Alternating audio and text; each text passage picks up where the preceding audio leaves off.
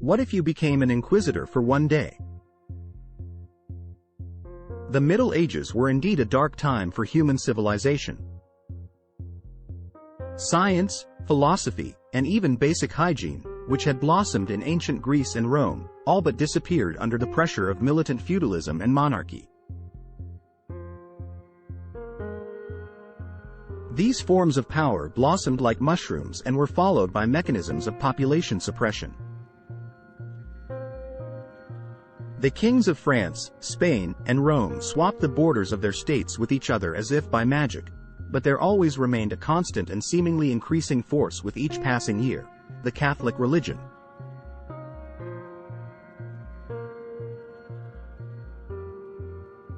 In fact, the popes stood at the head of it all, implanting one simple idea in everyone's mind: the power of the emperor is the will of God.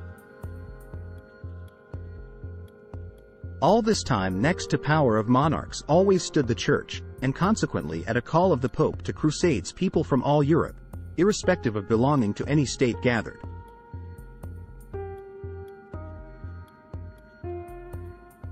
In fact, the Church was really a parallel state entity. Each country had its own areas of Catholicism, but in essence they were all subordinate to Rome.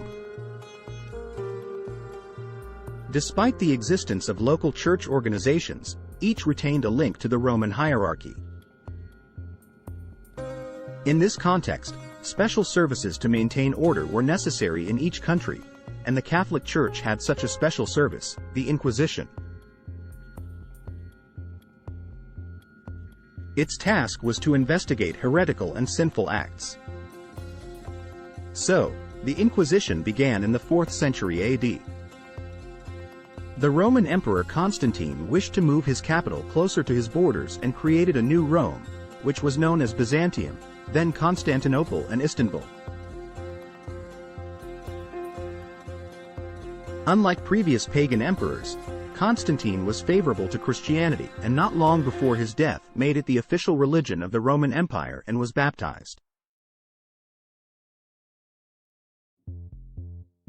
He is also credited with creating a document whereby he gave authority over the western part of the empire to Pope Sylvester.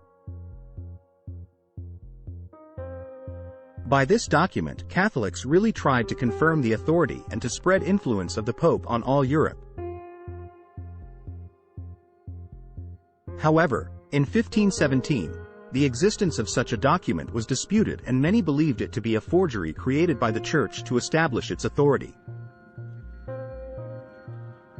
By that time, the Church and the Pope already had considerable control over the continent. The Holy Inquisition really came about through the influence of another significant figure, Holy Roman Emperor Frederick Barbarossa. In 1184, he approached Pope Lucius III with a proposal to introduce a system for finding and punishing religious offenses. Barbarossa's motivation was to expel and oppress members of other religions from the continent. In 1215, the next pope, Innocent III, formally established a new body of the Inquisition, and the process began. The Holy Inquisition sought to persecute and destroy heretics, that is, those who deviated from established church doctrines. These activities of the Inquisition sometimes took brutal forms. Overall, the history of the Holy Inquisition is complex and multifaceted, and its effects have influenced many aspects of European history and society. Here it is time to get to know our hero David Jiménez Silva, Spanish Inquisitor in the distant year 1485. His inquisitorial group is located in the small town of Tamares, near Spanish Seville. The situation in the town is tense and the smell of bonfires is in the air. The mechanism of this inquisitorial group, led by David, is similar to many others in Europe. He arrives in a village and recruits men from the locals who expose to him the heresy and sins in the community. An ecclesiastical tribunal is then organized where the alleged heretics are put on trial. There was even a standardized questionnaire to be filled out by townspeople suspected of high levels of heresy. In this case, David's interests included people who were secretly practicing Judaism, i.e., Jews. Such inquisitors sought out subversives of the faith and sought to destroy practices that were considered heretical within the Catholic Church. Note that the history of the Inquisition is complex and multifaceted, and its methods were often accompanied by brutality and human rights violations. The Inquisition in Spain has become one of the most famous and celebrated in history. This is due to the peculiar environment of Spain from the 8th to the 15th century. For many centuries, most of the Spanish peninsula was ruled by Muslims, and there were also Jews living there. These three religious groups, Christians, Muslims, and Jews, coexisted in Spain. However, as the Christian community gained strength, conflicts between them and the other faiths began. Of course, the situation was complicated. Jews often occupied a more affluent position and had a special position in society, which caused resentment among Catholics. Segregation, restrictions on rights, and other forms of discrimination led to conflict and tension.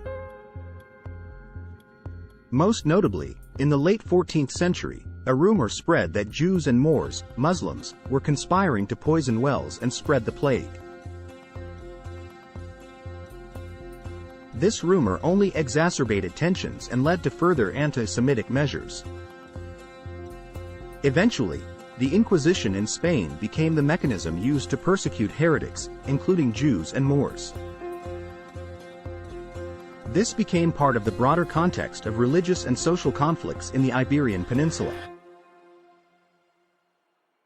So, eventually most Jews and Moors, Muslims, were given an ultimatum to either accept Christianity or leave the country. However, even after accepting Christianity, many of them, the so-called converts, continued to practice their former religion. Some converts even held influential positions in society, which aroused suspicion among Catholics. It was because of these concerns that in 1478 Ferdinand II and Isabella officially formed the Tribunal of the Holy Office, which is considered the beginning of the Spanish Inquisition.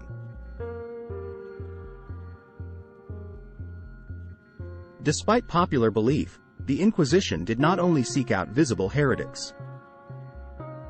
Much of its work consisted of visiting towns and villages to identify those who had forcibly converted to Christianity but continued to hide their former faith.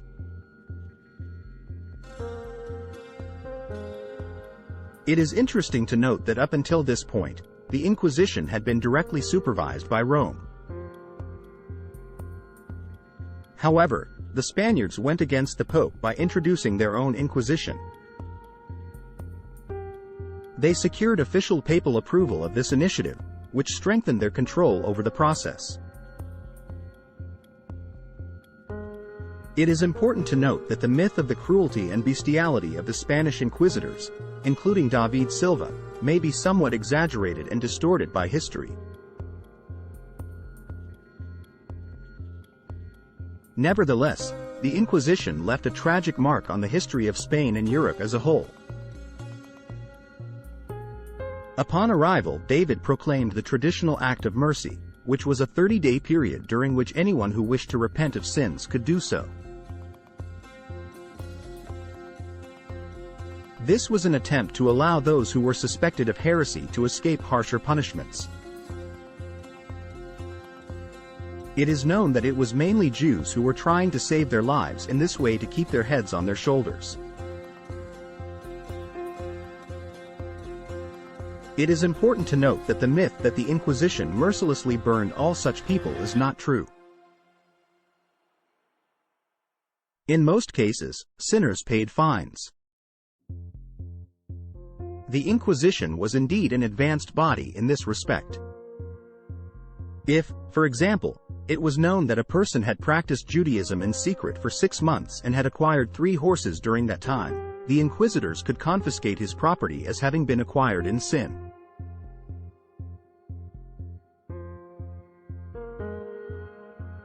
The Inquisition was definitely clear on terms and punishments. Note that burning was a rare procedure that required very compelling circumstances, such as recidivism and repeated offenses. However, most offenders were punished in other ways. For example, a certain period of time was often imposed for the penitent to wear a special garment called a San Benito. This garment signaled to others that a person had committed a crime and often caused resentment and isolation from society. So, the Inquisition was a complex and multifaceted phenomenon, and many factors influenced the punishments and methods used in its activities. The Inquisition, especially in the early periods of Spanish history, was a complex mechanism to seek out and stabilize society and to maintain ecclesiastical and political power. Its main purpose was to identify and destroy heretical elements and to strengthen the Catholic faith in society. The use of torture to extract information was a common practice in the Middle Ages. Torture was used in the Inquisition as well as in other trials. Organizations not affiliated with the Church also used torture to identify accomplices or expose crimes. It is also noted that the Inquisition held autodafés, events at which verdicts were pronounced and property confiscated. These events were often designed as theatrical productions, bringing together large numbers of people from the village or town. This created an atmosphere of fear and submission to the authority of the Church. Thus, the Inquisition in Spain, especially in early times, was indeed a mechanism for maintaining the faith, suppressing potential threats, and controlling the population. It is important to remember that it had a significant impact on the history and society of the time. Of course, there were hundreds of errors and inaccuracies, and often people who were not particularly guilty were put to the stake. However, speaking of the horrors and madness of the Inquisition, it is not worth going into distant figures of millions of burned people. These figures are far from the truth. During the reign of Inquisitor General Torquemada for 15 years, 2,200 people were burned. And it's important to note that an effigy was burned instead of half of them, as the culprit was in hiding. Most of the execution sentences, however, concerned those who remained faithful to the old faith, that is, converts who had not renounced Judaism. Torquemada has certainly gone down in history as a symbol of the Church's cruelty, but this performance must also be seen in context. During his administration of the Inquisition, civil courts in Spain not affiliated with the Church burned 8,800 people. These figures are cited by historian Juan Antonio Llorente, who has studied the Inquisition in depth. Thus, the level of executions and methods of persecution during that time reflected the mores and characteristics of medieval Europe. Returning to David, the power of the Inquisitor was different from ordinary police power. It had its own characteristics and objectives aimed at ensuring religious and social stability in society. When the Church came to the city for inspections, no one had the right to interfere, not even the king. The whole wrath of the Church was indifferent to status, even as high as royal status. For example, King Robert II of France divorced his wife against the wishes of the Pope in 998. In response, Pope Gregory V stripped him of his ecclesiastical rights and demanded repentance. But Robert did not give up, and as a result he was excommunicated. However, his royal rights were retained and his subjects continued to follow his orders. It is important to emphasize that all things Robert touched were later burned. Such incidents became quite rare. There were some instances of locals attacking the Inquisitors, but that always ended predictably. Our David Silva certainly wasn't doing good deeds. Torture and murder certainly can't be considered good deeds. The Inquisition was just a product of the twisted mores of the Middle Ages. That is why it should not be turned into an absolute symbol or a highly moral body. In the Middle Ages, torture was indeed considered a routine part of an investigation, and hanging was routine even for police officers of those times. It is important to recognize that centuries-old shackles were thrown off thanks to actions including those of Torquemada and Queen Isabella. Spain later became a great power, and it was Isabella who sent Columbus on the voyage that resulted in the discovery of America. Some even argue that the Inquisition helped Spain get on the path of progress.